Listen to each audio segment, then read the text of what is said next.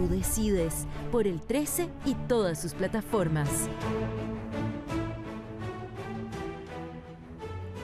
¿Cómo están todos ustedes? Bienvenidos al primer programa del ciclo Conversaciones Constituyentes Tú Decides, que vamos a hacer los martes y jueves a esta hora, aquí en T13 Móvil y en todas las redes de Tele13. ¿De qué se trata? Expertos van a responder dudas frente al plebiscito del 25 de octubre y todo el proceso constituyente que se abre en nuestro país.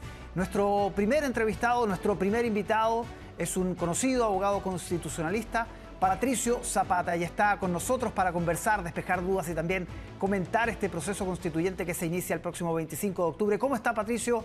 Bienvenido aquí a T13 Móvil. Muy bien, muchas gracias por la invitación, Álvaro, y felicitaciones al medio de ustedes por hacer esta contribución al debate ciudadano. Muchas gracias. Patricio, usted fue presidente del Consejo de Observadores Ciudadanos del Proceso Constituyente en el gobierno de Michelle Bachelet. Hubo críticos en ese momento, se habló de un proceso trunco, hubo expectativas frustradas de alguna parte de la ciudadanía. Le quiero preguntar, ¿cómo cree usted que influyó ese proceso de lo que estamos viviendo hoy? ¿Se puede hablar de un continuo? ¿Son dos procesos distintos? ¿Cuál es la mirada que usted tiene luego de haber encabezado precisamente esa comisión de observadores? Bueno, ese proceso, y ojalá algunos de los telespectadores lo recuerden, tuvo una dimensión, a mi juicio, muy valiosa, que fueron esos encuentros locales, esos cabildos, donde cerca de 200.000 compatriotas se animaron a conversar, y eran conversaciones largas, eran reuniones de 3 horas o 4 horas, se hicieron en casas, se hicieron en colegios, algunos se hacían en plazas, en lugares de trabajo. Se animaron a conversar sobre nuestras instituciones, sobre nuestros derechos, sobre los valores y principios que nos importan. Yo siempre voy a recordar ese momento como algo muy valioso, muy importante. Pero como tú decías bien, también hubo problemas, hubo fallas. No se consiguió ese año 2016 que este fuera un esfuerzo compartido. Desgraciadamente, fue visto como una iniciativa de un sector del país para un sector del país. Entonces, los que eran opositores entonces fueron muy críticos, tenían sus argumentos, por supuesto, y más bien se excluyeron. Y así, evidentemente, ningún proceso constituyente puede tener éxito. Un proceso constituyente no puede ser el esfuerzo de un bando, ni de la derecha ni de la izquierda. Así que yo espero, y eso está entregado por supuesto a la decisión de todas y todos nosotros en 3 semanas más, que podamos hacer algo en conjunto y aprendamos de la experiencia del 2016, de lo bueno que hubo, esas conversaciones tan abiertas, tan valiosas, pero también de lo que faltó. Esto no debiera ser, por supuesto, tenemos ideas distintas, pero no debiera ser algo de lo que se excluye un sector del país. ¿Qué faltó? ¿Precisamente la voluntad de uno de los sectores o de todas maneras este proceso todavía estaba verde para florecer en ese momento? Mira, a mí no me interesa tanto apuntar con el dedo. Yo creo que hubo falta de visión, para decirlo, para no usar la expresión falta de generosidad que supone imputarle intenciones a alguien. No, yo creo que hubo falta de visión. Yo creo que era un buen momento para haber hecho un proceso constituyente. No teníamos pandemia. Por ejemplo. No teníamos un desempleo horrible como el que tenemos ahora. No teníamos algunas de las cuestiones que complican nuestra convivencia. No se hizo. Y más que llorar sobre la leche derramada, o apuntar con el dedo a los que tuvieron menos visión, yo diría que ahora aprendamos. Hay problemas que no es bueno chutearlos. Hay problemas en que no es buena idea chutear para el córner o tratar de hacer tiempo. Yo creo que si uno quiere enfrentar problemas mayúsculos, y voy a seguir con ejemplos futbolísticos, Álvaro, uno tiene que jugar a lo Bielsa. O sea, tiene que salir a jugar el partido. No hacer tiempo, no chutear para el córner, a jugar el partido, a enfrentar el problema de frente, Aunque eso a veces signifique riesgos. Jugar a lo Bielsa significa que tú corres algunos riesgos. Claro, jugar a la ofensiva. Pero creo que el resultado está claro, por lo menos para mí, que es preferible. Totalmente. Y un crecimiento futbolístico con Bielsa. Hay cierto consenso en ese sentido. Patricio, usted lo apuntaba, es un momento complejo por la pandemia, por la alta cesantía, por la crisis económica que se ha desatado a partir precisamente del coronavirus y sus efectos. Y también hay algunos problemas de legitimidad, según los críticos de este proceso, que han dicho que todo esto se origina a partir del acuerdo del 15 de noviembre, en un momento de violencia, en un momento donde había tensión, donde había una presión sobre los actores políticos, y que eso, de acuerdo a esta visión, le restaría legitimidad a todo este proceso. ¿Cómo ve usted todos esos elementos y cómo podrían influir en la participación y en el resultado del próximo 25 de octubre? Mira, lo peor que uno podría hacer es tratar de negar esos hechos evidentes y decir que estamos en las condiciones ideales, que este es un momento fantástico, porque no es cierto, no es cierto. Estos han sido meses de tanto dolor para tanta gente y nos están escuchando personas, y muchas personas que lo han pasado muy mal por distintas razones. Hay personas que han perdido el trabajo, hay personas que han visto cómo se termina un proyecto que era importante para sus vidas, a veces un restaurante, hay fábricas que han tenido que cerrar, hemos tenido enfermedad, hemos tenido personas que han perdido a su papá, a su abuelo, ha habido violencia, hay jóvenes que han perdido los ojos por la acción represiva de las policías, y hay gente que ha visto cómo se quema una iglesia. Así que yo por lo menos no tengo ningún interés en maquillar y decir que no pasa nada, está todo súper bien. No, eso no es cierto. Ahora, la pregunta que tenemos que hacernos es, ¿estamos en condiciones de elegir el momento ideal, de esperar el momento ideal? Yo siempre recurro a una imagen del cine, en El Señor de los Anillos. Hay un momento en que está Frodo quejándose amargamente de todo lo que ha tenido que pasar. Imagínate tú todo lo que pasa en esa saga literaria y cinematográfica, monstruos, muerte, horror, guerra. Y dice, ojalá no me hubiera tocado esto. Y Gandalf, el sabio Gandalf, le dice, nosotros no podemos elegir las circunstancias que nos toca enfrentar.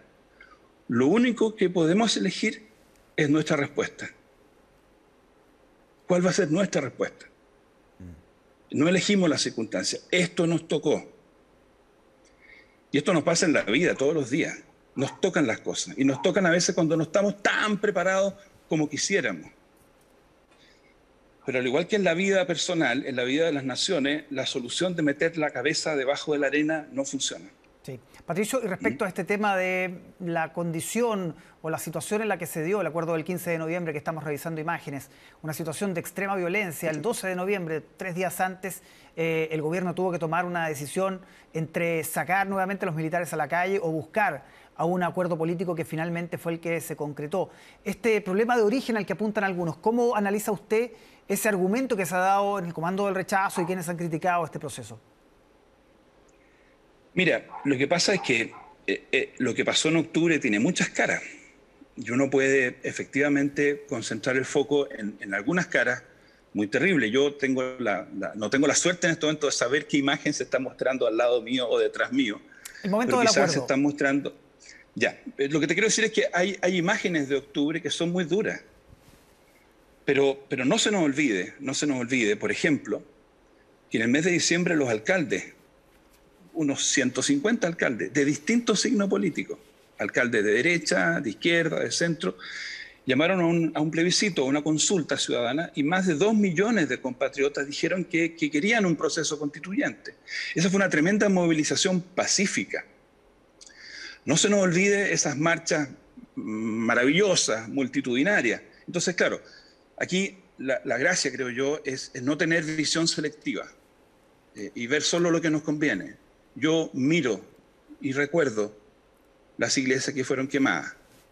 Yo miro y recuerdo la represión a que fueron sujetos muchos jóvenes que perdieron la vista. también miro la esperanza de cientos de miles que marcharon pacíficamente. Hay que mirar el cuadro completo. ¿Con qué nos quedamos? Y ahí voy a contar un poco mi impresión. Yo ya soy más o menos viejo, no soy viejo, pero tengo 55 años. Y yo he vivido otros momentos en que ha habido violencia. Sí. Y ahí uno tiene que elegir. En el fondo, ¿dejo que la violencia decida por mí? ¿Dejo que porque hay violencia yo entonces actúo en respuesta, digámoslo así, defensiva ante eso? ¿O yo evalúo qué es lo mejor, qué es lo más sensato, qué es lo más cuerdo y actúo en consecuencia? Yo entiendo perfectamente y de verdad empatizo con las dificultades que hemos vivido como país, las viví yo también. Entiendo que esa violencia, estoy pensando en la quema de las estaciones de metro, no es aceptable. Y es muy importante que los tribunales de a poco han ido identificando a los responsables para que esas personas paguen. Así como es muy importante que todos esos funcionarios policiales que abusaron de su responsabilidad y dispararon a la cara, a quemarropa y dejaron ciego a alguien, también vayan respondiendo. Pero eso es una cosa que tenemos que hacer. Esa es la reactivación de la paz, esa es la reactivación de la justicia.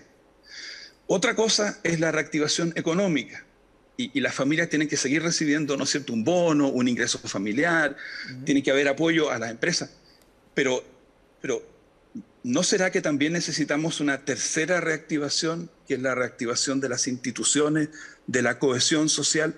Yo sé que suena ambicioso, que al mismo tiempo vayamos restableciendo la paz y la justicia, ante esas imágenes que tú recordabas, que al mismo tiempo vayamos recuperando nuestra capacidad económica y que la gente vuelva a tener trabajo y que la gente pueda pagar las deudas y pueda comprar alimento en su casa y que hagamos una inversión en cohesión social. Yo pienso que justamente porque los problemas son, yo no los minimizo como tú ves, como los problemas son monumentales, tenemos que invertir en musculatura institucional, en cohesión social, porque los tiempos que se vienen para adelante son súper difíciles y tenemos que estar unidos como comunidad. Y no podemos estar unidos si nuestra Constitución nos divide. Sí. Patricio, no podemos estar unidos. A propósito de los tiempos que vienen, considerando además la posibilidad real que finalmente la opción apruebo sea la que se imponga en el plebiscito del próximo 25 de octubre, hay una discusión que me gustaría conocer su opinión o la visión que tiene respecto al quórum de 2/3, que fue uno de los puntos seguramente más difíciles de zanjar en la noche, en la madrugada del 15 de noviembre, y que ha tenido algunas interpretaciones distintas en el último tiempo, en las últimas semanas. Hemos visto, por ejemplo, al abogado Fernando Atria, otro experto, que también se abre la posibilidad de que si no se alcanzan los 2/3, finalmente aquellos aspectos más sensibles puedan ser dirimidos a través de mayoría simple, lo que es refutado por el oficialismo, por quienes participaron por parte de los partidos de gobierno en ese acuerdo. ¿Cuál es la visión que usted tiene respecto a aquellos temas que finalmente no alcancen los 2/3? Que es una cifra alta, es una cifra ambiciosa que se puso precisamente en este acuerdo constitucional para obligar a los extremos a abandonar sus trincheras, ¿no?, y llegar a acuerdos más amplios. ¿Cuál es la visión que usted tiene sobre esta discusión que ha reflotado las últimas semanas? Por supuesto. Mi primer punto sería, en estas materias no hay soluciones perfectas. Imagínate, por ejemplo, que el acuerdo hubiera consistido en que bastara la mayoría simple. No tendríamos este problema, ¿no es cierto?, de que eventualmente pueden quedar materias sin acuerdo, si fuera esto sujeto a mayoría simple. Pero tendríamos otro flanco de duda, ¿no es cierto?, y de preocupación, de que una mayoría simple de chilenas y chilenos le imponga su postura al otro 49%. Entonces, yo creo que la regla de los 2/3 es buena. Pero como todas estas soluciones, tiene también dificultades, porque cuesta llegar a los 2/3. Cuesta mucho, va a costar mucho. Y efectivamente podría ocurrir que un tercio usara eso como poder de veto. Y podría ocurrir además que no hubiera interés en algunos en conseguir los 2/3 para que esas materias no quedaran en la nueva Constitución. O sea, todas esas cosas pueden pasar. Eso es verdad, porque no hay reglas perfectas. No hay reglas perfectas, ¿eh? Porque a lo que le preocupa a los 2/3 les diría, ¿qué te hubiera gustado? ¿Mayoría simple? ¿3/5? ¿4/5? Cada una de las opciones tiene pro y contra. El que le diga a una ciudadanía que tiene una solución perfecta, yo creo que el ciudadano a estas alturas tiene claro que esa persona está blufeando. Sí, Patricio, ¿y cuál es su visión o la interpretación que usted hace de la letra, ¿no?, del espíritu de ese acuerdo del 15 de noviembre respecto a este punto, en aquellos temas en los que no se alcanzan los 2/3? ¿Cómo deberían dirimirse? Mira, lo primero que no tenemos que olvidar nunca, que por muy importante que sea el rol que va a cumplir la convención, estamos asumiendo que va a ganar el apruebo. Yo no quisiera pensar que eso está asegurado, pero vamos a asumir que gana el apruebo. La convención es muy importante, pero no se nos tiene que olvidar que la palabra definitiva la tenemos de nuevo los ciudadanos y las ciudadanas. Esto no se nos puede olvidar. Nosotros vamos a ir a votar ahora en 3 semanas más. Nosotros, digo todas y todos, ojalá la mayor cantidad y sean pocos los que no puedan votar o no quieran votar. Primera vez que participamos todos en un proceso constituyente, abierto. Luego vamos a votar una segunda vez para elegir a nuestras y nuestros representantes en abril. Y luego una tercera vez. ¿Por qué digo esto, Álvaro? Porque uno puede pensar que la convención va a tener N problemas. Y puede que tenga problemas. Que no lleguen a un proyecto fantástico, que se trabe, que se enreden. Esas cosas pueden pasar. Yo confío que no, pero pueden pasar. Pero no se nos puede olvidar que lo que ahí nace es un proyecto que vuelve a la ciudadanía. Entonces, nosotros nos vamos a encontrar en 1 año y medio más conversando de un proyecto. ¿Y qué pasa si esa convención funcionó mal?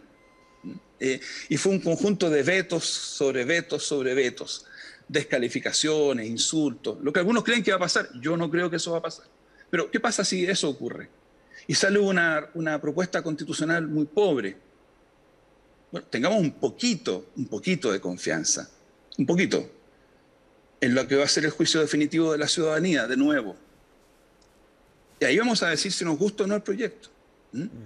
Ese es el gran incentivo para que la convención funcione bien, porque lo que propone la convención tiene que volver a ser revisado por la comunidad política, por el pueblo.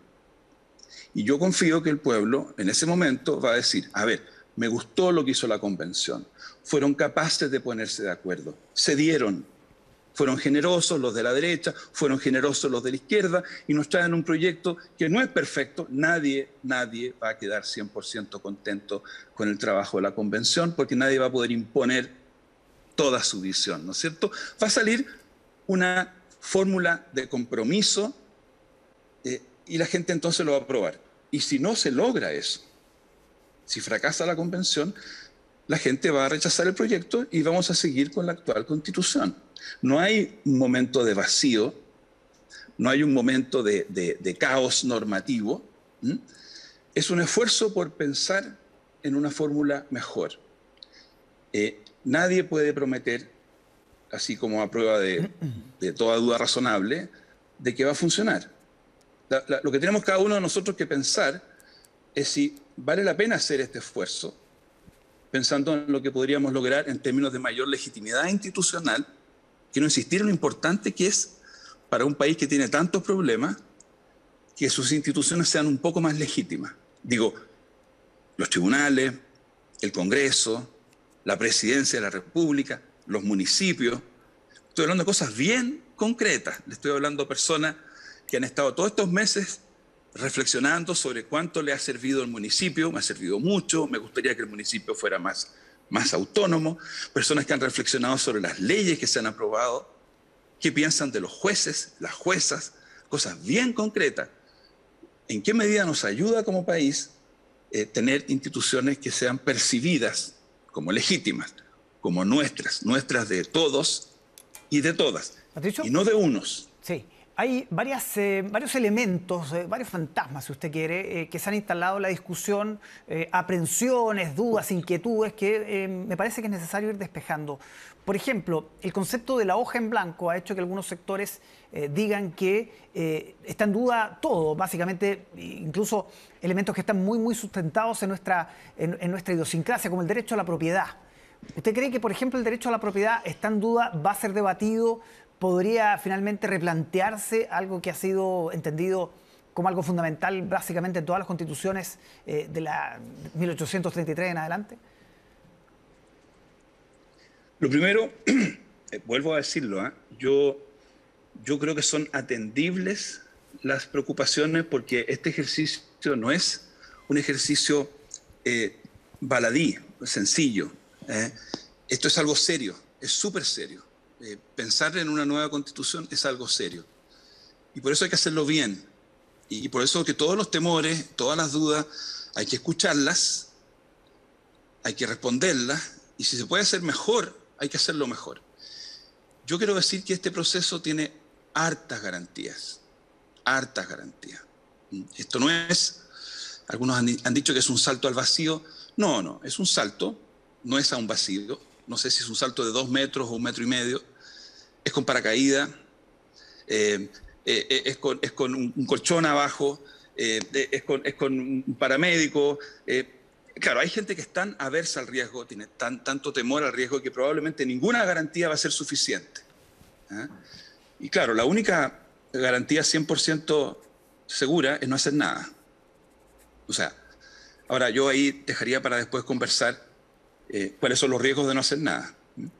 Déjame decir algunas garantías muy rápido. Primero, no va a dejar de haber constitución en ningún momento porque va a seguir rigiendo durante todo este tiempo la constitución actual con las reformas que se le han hecho, incluido las reformas de hace poco, el retiro del 10%. Segundo, la convención tiene un plazo y tiene una tarea. Tercero, la convención tiene reglas que van a ser vigiladas por la Corte Suprema, por si a algún creativo en la convención se le ocurriera saltarse los 2/3. Hay un tribunal que vigila, un árbitro, de que nadie se avive. Cuarto, está establecido cuáles son los límites que la convención no puede traspasar, los tratados internacionales que ha firmado Chile en materia de derechos humanos. O sea, si nosotros queremos retroceder sobre derechos del adolescente o de la mujer, del medio ambiente, sobre derecho de propiedad, libertad de expresión o igualdad, tendríamos que salirnos del sistema internacional y repudiar todos los tratados que hemos firmado y transformarnos en una especie de Corea del Norte de Sudamérica. Aquí el proceso está amarrado a todos esos tratados de derechos humanos. Está comprometido en el propio acuerdo que tú respetas la forma republicana. Nadie va a poder decir, traigamos a Chile un rey, no sé, noruego, un sobrino del rey Harald, porque está establecido que es la forma republicana. Esas son las cosas que están escritas y hay más. Está la garantía de que al final nosotros volvemos a pronunciarnos. Porque hay gente que dice, bueno, ¿qué pasa si se arranca con los tarros la convención? ¿Qué pasa si se ponen mega creativos? Bueno, esto vuelve a la ciudadanía. Y ahí le cobraremos las cuentas. Y ahí le preguntaremos por qué, si los elegimos para hacer esto y esto otro, se fueron por otro lado. Y déjame decir finalmente, Álvaro, nosotros vamos a trabajar en un proyecto donde nadie va a tener la ventaja de que el texto ya venga precocinado. No hay texto precocinado. Que esa es otra de las aprensiones. Claro, es que es muy raro que las mismas personas en un momento dicen, no, esto está todo arreglado, está todo cocinado. Y 5 minutos después dicen, oh, la hoja en blanco. A ver, o una de dos. O está todo cocinado, o está todo abierto. Ni lo uno, ni lo otro. Patricio, finalmente... No está todo cocinado. Perdón, no está todo cocinado, sí, porque tenemos un ejercicio de libertad que hacer, esos convencionales, ni tampoco hay una hoja en blanco en el sentido de que tengamos una mente en blanco. Chile es un país con tradición, sí. Chile es un país con una historia que tiene momentos muy bonitos y momentos bien terribles. Los que nos acercamos a esta discusión tenemos ciertos valores que hemos aprendido de nuestros padres y nuestras madres, en la logia, en la iglesia, en el sindicato, en la empresa, en la Federación Estudiantil. Hemos aprendido una manera de compartir como chilenas y chilenos. No tenemos una mente en blanco, ni partimos de cero, ni nos saltamos al vacío. Estamos construyendo un capítulo más de una historia que tiene ya más de 200 años. La diferencia es que esta vez la historia no la van a construir solamente hombres capitalinos, blancos, mayores de 50 años, con título de abogado. Sí. Patricio, esta vez la historia la vamos a construir mujeres y hombres sí, de provincia, de Santiago, católicos, evangélicos, agnósticos. Sí. Exacto. Y eso es muy importante. Sí, nos quedan segundos, Patricio. Usted tiene ya definido ser candidato, ¿no?, a la convención, ya sea mixta o constituyente. Eso ya es una decisión tomada, ¿no? No depende de mí. A mí me gustaría. Me gustaría, espero que se haya notado mi entusiasmo por el tema. Sí. Lo siento, pero claramente esa es una cosa que depende de mucha gente y finalmente, gracias a Dios, esta no va a ser una designación a dedo ni va a depender del currículum, sino que va a depender de la confianza de tus conciudadanos y tus conciudadanas. Perfecto. Y me gusta que sea así. Esto hay que ganárselo. Le queremos agradecer al abogado constitucionalista Patricio Zapata. Muchísimas gracias por esta conversación, Patricio. Ha sido un enorme agrado, ¿eh? Muchas gracias, muy buenas tardes. Esas son las conversaciones constituyentes. Tú decides, un espacio que vamos a tener aquí en T13 Móvil, todas las plataformas de Tele 13, los días martes y jueves, a esta hora de aquí al plebiscito del 25 de octubre, para ir respondiendo, para ir desmenuzando también las dudas que surgen frente a este proceso constituyente en nuestro país. Que tengan muy buenas tardes.